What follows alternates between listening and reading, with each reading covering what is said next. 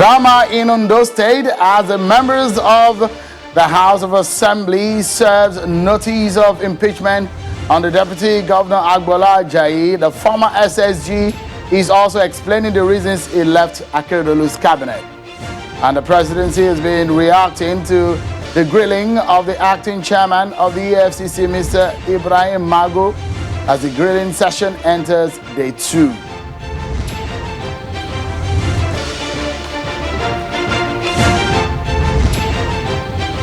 Hello everyone and welcome to the program. This is Politics Today live on Channels Television.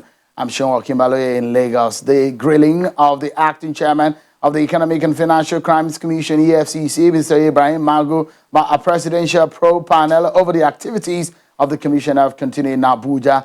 The EFCC boss was reportedly detained last night at the police headquarters in the nation's capital after the panel sitting ended close to midnight. Was summoned by the panel yesterday while on another assignment. Mr. Magu's investigation follows recent allegations of fraud against him by the Attorney General of the Federation and the Minister of Justice Abubakar Malami, who wrote to the President demanding the EFCC acting chairman's removal. Meanwhile, fellows are coming from the presidency. It indicates that the ongoing probe of the acting chairman of the EFCC is an affirmation that nobody under the present administration is above scrutiny. The source in the presidency who pleaded anonymity says the interrogation of the anti-graft agency boss is to give him the opportunity to clear himself of weighty allegations. The source maintained that the investigation of the EFCC boss was to reinforce the Buhari administration's commitment to transparency and accountability, adding that the holder of such an elevated office must be above suspicion.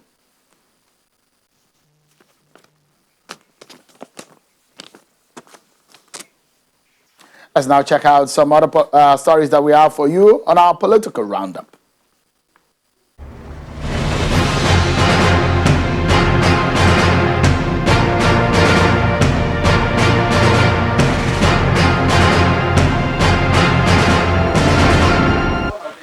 The Federal High Court in Benin City has adjourned the trial of the All Progressives Congress candidate in the Edo governorship election, Mr. Osage Zeyam, on 4 others to July the 14th.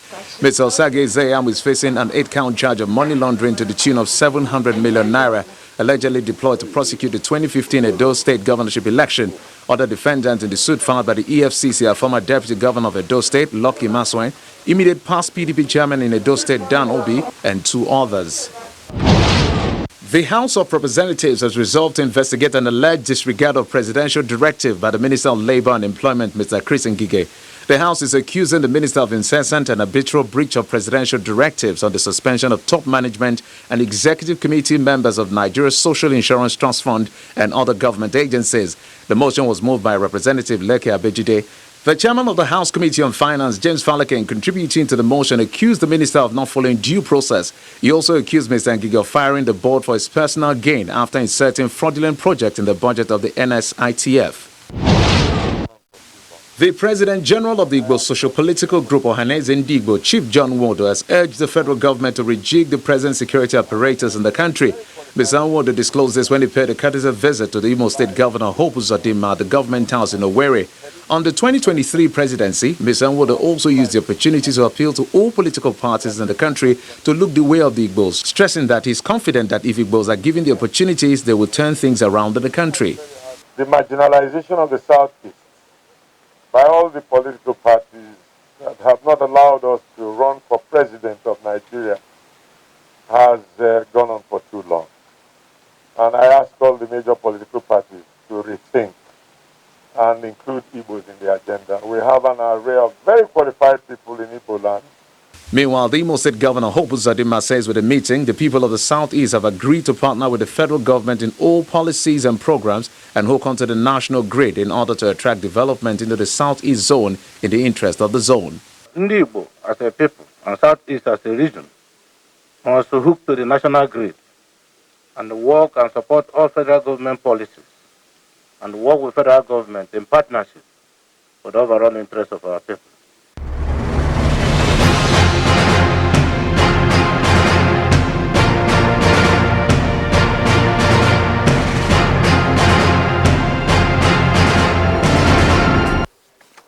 Let's stay on our major story for conversation tonight, and it's about the Ondo State politics. So things are really getting intense. So get a seat, everyone, and let's get talking. We'll get the major player in that political drama in the state talking tonight. So it all began today with the impeachment notice that was served on the deputy governor of Ondo State, Mr. Agbola Ajayi, today. But Mr. Agbola Ajayi has since filed a suit before the Federal High Court in Abuja, asking it to stop the State House of Assembly from impeaching him. Listed as defendants in the suit are the House of Assembly, the Inspector General of Police, the State Commissioner of Police, the Department of State Services, and the Speaker of the Assembly, Mr. David Oloyele Ogun. In the suit, the Deputy Governor has asked for an order of perpetual injunction to stop the impeachment process and for the respondents to take action. Well, the politics in the state, the man that you see right there on your screen is the man who resigned as the secretary to the state governor in Ondo State. He has been explaining the reasons why he left Mr. Akeredolu's cabinet. Take a listen to the former SSG. We, the people, won the election for him. That we contributed all our efforts. And I said it in Yoruba, money aforishe, aforunsefu. At the end of the day, he thought it wise. And he was thinking that he owns the government. And he's now using the government for himself, his family, and all of his accolades. And it's not supposed to be like that.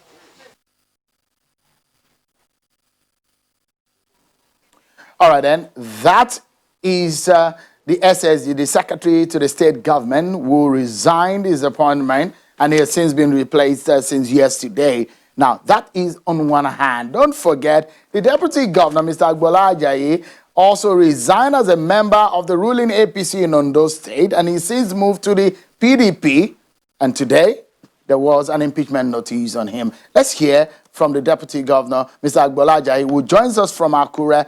Thank you so much, Your Excellency, for joining us tonight on the program. Let me begin by asking you first and foremost, how does the impeachment notice come to you? Well, good evening, Sheil. Thank you for having me. I'm going to also do all ideas. For the impeachment notice we're talking about, is the way you are also saying it, that I'm also reading it. So I won't receive any impeachment at all from anywhere. I'm here and I'm here. Whatever they want to start on me. Okay, if I can hear you clearly, perhaps, Mr. Deputy Governor, if you can speak louder a bit so that we can get your audio quite okay. If I can hear you clearly, are you saying that you've not received the notice of impeachment just yet, which was one of the proceedings from the floor today on the House of Assembly? Yes, thank you. I've not received any impeachment notice from the House of Assembly, and that's the position. But you have gone to court to stop the proceeding. So what necessitated that action in court? Well, my going to approach the Federal High Court is as a result of insinuations, internet posting here and there, which, of course, you are also there now, as well as not received anything.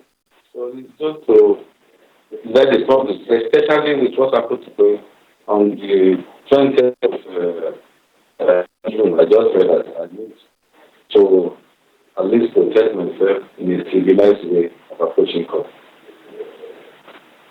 With what happened today, and if you look at what the law says about the process of impeachment, Section 188 of the Nigerian Constitution stipulates and categorically states how an impeachment process can go on a governor or a deputy governor. So it says that the governor or deputy governor of a state may be removed from office in accordance with the provisions of this section whenever a notice of any allegation in writing signed by not less than 1/3 of the members of the House of Assembly and is presented to the Speaker of the House of Assembly of the state. Can you talk to us about how the numbers that some of whom are in your favor on that floor today and some of the others that are against you? Honestly, like I said, I've not seen any of these papers. And how would I be reacting to papers I've not even seen at all? Actually, be reacting on the hearsay on the internet. If it is speaking notice, why don't you just let me wait and let me receive it and look at what how I can also react to it. For now, honestly, I've not received any notice of impeachment anywhere, and I don't think acting on hearsay or maybe what you are also saying now. I don't know, maybe you are getting the copy, I don't know. So I don't want us to, for now, go further. This is about your third year working with closely with your principal, the governor, until you resigned from the APC and went into the PDP. We understand that you have aspiration of contesting that same seat of your principal, the governorship seat in Ondo State. Are you surprised by what you heard today, the move on the house at the floor of the House of Assembly? Well, like I said, honestly, I have not received any news of impeachment from you. Why should I be surprised if at the end of the day, the House of Assembly served me impeachment notice? I will look at the merits of this and also treat it. The notice can also be held too. I'm sure it will work consulted responsible house and the ability to and also take the case on its merit.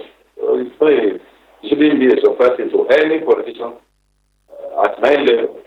I was elected deputy governor, and rules and guidelines that guide my operation, my conduct in my office. And don't forget that I swear through an oath that I will protect the function of the federal government of Nigeria. So I'm under oath now, and I swear that I will keep ahead to that until the expiration of my tenure. But let me correct you. I've spent more than 3 years in office, so we are going to. That's what about we are looking at whatever the government said. I mean, a lot of people will be wondering why you took the move you took a few days ago when you left the APC. Is it that you lost hope in the mandate of the party in which you came into office at first, or what exactly is at underlining factor for your defection from the APC to the PDP? Well, Mr. Shim, I want to thank you for this very particular question that you got out. It's about the people. It's about Ondo State. It's about the future of my children, children of the masses, of the poor people, children of those who might not afford the treat for me. So it's not about Agbola there, by every standard and the comfortable man and dollar. It's done the best, and I always appreciate them for that. So, yes, 3.5 years, we are working together. We are doing everything together, so it shouldn't be something that you are talking about whether yes, it's our ambition, somebody wants to contest election. The people of Ondo State are spoken that they need a change, and they want to get it right. And that's exactly what everybody, you need to come to Ondo State and also sample opinions of leaders and market women, drivers, and everybody. Come and see the mode of the state. And you will now on your own decide, I guess, whether the people are actually yearning for a change or they still want to continue with what is going to happen. Mr. Deputy Governor of Ondo State, Mr. Agbola Ajayi, thank you indeed for your time tonight on the program. We'll take a break, and when we return from the break, we hear from the other side on the political drama that is playing out in Ondo State. Don't go anywhere, especially on the impeachment process on the deputy governor. We'll be right back, everyone. Thank you so much, everyone, for staying with us on the program. We're staying on the politics of Ondo State and what has happened in the last few days. So we've seen a deputy governor resign from the ruling party, move to the opposition party, and is aspiring to be the governor. We've also seen the SSG, the secretary to the state government, also resigning his position and saying that he was not carried along about the way and manner things are run. So let's hear from the side of the governor. Tonight, we're hearing from the commissioner for information in Ondo State, Mr. Donald Ojogo. Thank you so much, Mr. Ojogo, for your time tonight. Let's begin by asking you, you heard what the deputy governor has said there. Let me first and foremost get your reaction to the position of the deputy governor on what he said tonight on the program. Well, thank you once again for having me. From the totality of what the outgoing deputy governor has said, I am full of empathy for him as he strives and struggles to rationalize the very grievous political misadventure that he has embarked upon. It's unfortunate because at the commencement of this administration, yes, he started his government. They were in it together with the governor of the state, Arakunrin Oluwarotimi Akeredolu SAN. And when this government was ushered in, it was with hope, high expectations, and very veritable desires to bring to bear very important changes that the people require in the state. But somewhere down the line, when we discovered that there were issues and there were intrigues that were becoming unmanageable. Ordinarily, these are things or issues or maybe intrigues that the typical Nigerian politician would not have been able to stomach or to tolerate. But the governor I know has managed the situation up to this moment, maybe because of his large heart, because of his magnanimity, and because of his high level of tolerance. But from what I have heard from the deputy governor, I can only sympathize with him.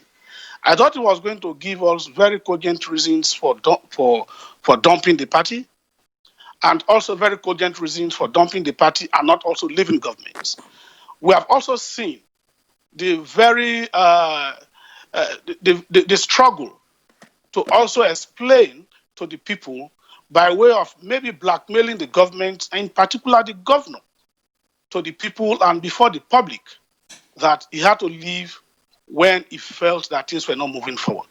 Mr. Ojogo, the questions are many. All right, so let me quickly come in here. Let's begin from the event of today and probably move into the events of the past.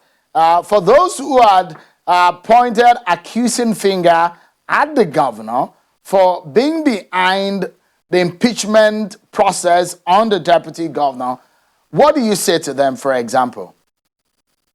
Well, these are normal allegations. In every political scenario of this nature, we cannot but see or hear accusations, allegations, and insinuations. These are not unusual things in politics. But as far as I know, Mr. Governor is not, particularly as an individual, interested in pushing out the deputy governor. But those of us who are members, who are still members of the APC, who are still members of the party, will be happy. Who are still members of the government will also see, to a very logical conclusion, the process that the House of Assembly has commenced in a very altruistic manner. What they have done today means that they are true party men and they are truly representatives of the people. There are two legs to it. This man has left the party. He came on board on the ticket of the APC together with the governor. He had decided to dump the party and is insisting that he will not even leave government. The only reason that perhaps could be the compelling motive is for him to remain in government and to create crisis or to cause crisis or to perpetrate what I can call upheavals in the system. All right. So, What Mr. the House of Ojogo, Assembly if I may has quickly also butt in, apologies, let me butt in and also ask you about what he says that the impeachment process has no basis, that it, according to him, that it is baseless and it will not stand. How would you react to that? If you look at what the provision of the Constitution as referred to in Section 188 of the Constitution, stating the position of the law on how many people are required by law to move for the impeachment and what will necessitate such a process. But the deputy governor says it's baseless and he's in fact gone to court. How would you react to that? Well, in the first place, I am not a lawyer, Sheung. Mr. Deputy Governor is a lawyer. I thought he was going to point at very relevant provisions in the Constitution to back up his arguments against this process that has commenced today. Having said that, I have covered politics for over 20 years as a journalist, and I know, of course, that the process of impeachment in any state, whether for governor or for deputy governor, they are clear as entrenched in the Constitution of the Federal Republic of Nigeria. You read those provisions out. Maybe you just want me to reiterate them. I am not quoting verbatim, but my clear understanding in an academic manner is the fact that for the House of Assembly to commence the process, the starting point is serving the notice of impeachment. And the notice of impeachment can be served, but not less than 1/3 of members of the House of Assembly.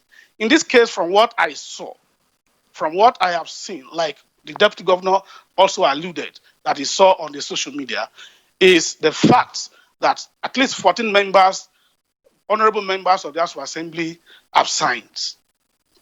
I also know that maybe going forward.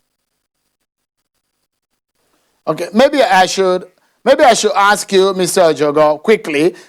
This is perhaps a very critical question on the minds of a lot of your followers. So the feelers on the ground there by some of those who are not either in support or against your government. The big question on the real reasons why you lost an SSD in that cabinet and you've lost a deputy governor in that cabinet also. What does this mean, especially when you now hear a deputy governor saying that if you come on the ground, you hear what people are saying about the popularity of the government of the day?